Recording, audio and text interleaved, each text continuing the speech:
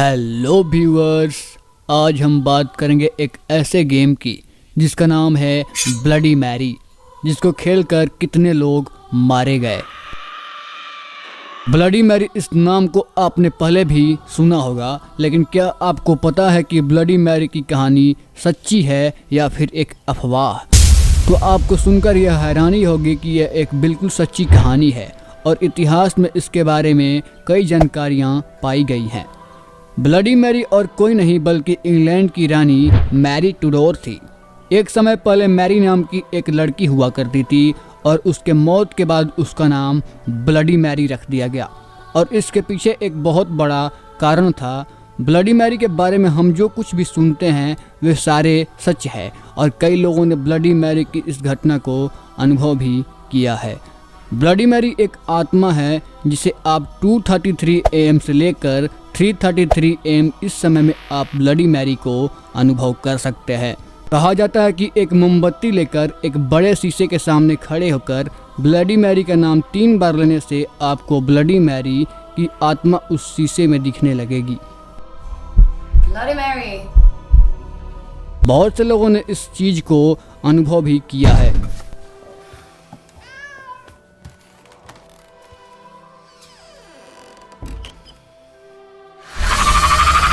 England के एक व्यक्ति ने रात के 2:40 AM को अपने घर के शीशे के सामने खड़े होकर ब्लडी मैरी का नाम 3 बार लिया।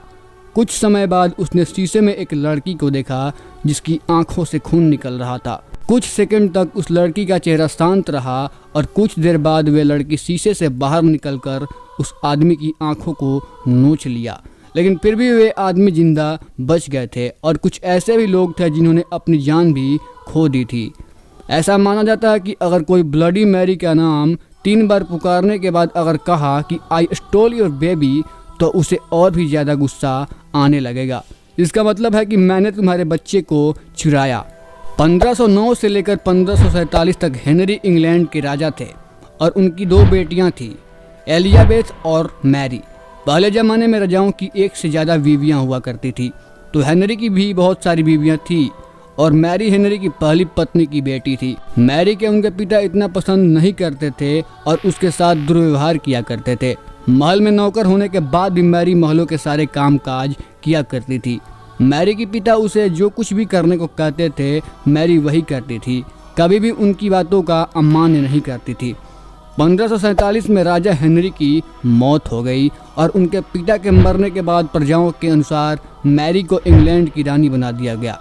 रानी बनने के बाद मैरी अब जो कुछ भी चाहे वो कर सकती थी, लेकिन उस समय कुछ हालातों की वजह से इंग्लैंड में धर्म को लेकर लड़ाई चल रही थी।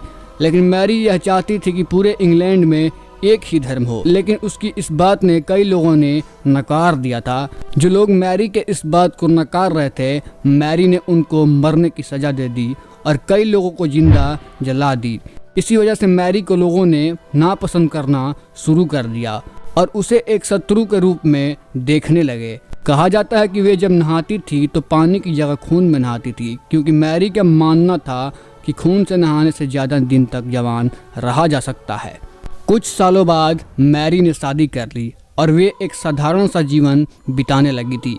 मैरी को एक बच्चे की ज़रूरत थी ताकि उस राज्य का राजा या रानी उसके बच्चे को ही होना था।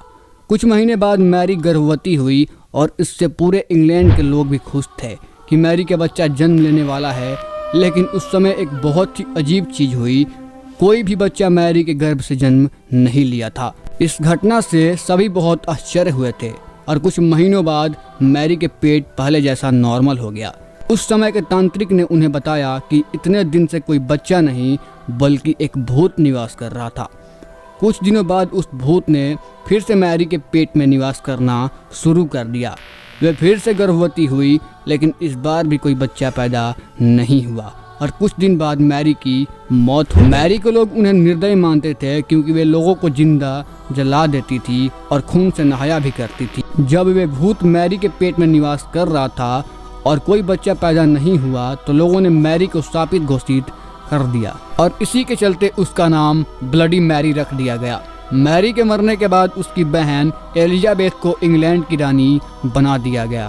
तो दोस्तों, आपसे एक रिक्वेस्ट है कि आप इस गेम को कभी भी ट्राई मत करना, क्योंकि इस गेम से कितने लोगों की मृत्यु हो चुकी है। वीडियो अच्छी लगी हो तो लाइक कर देना, चैनल को सब्सक्राइब कर देना। थैंक्स फॉर वॉचिंग प्राइड जिंदगी।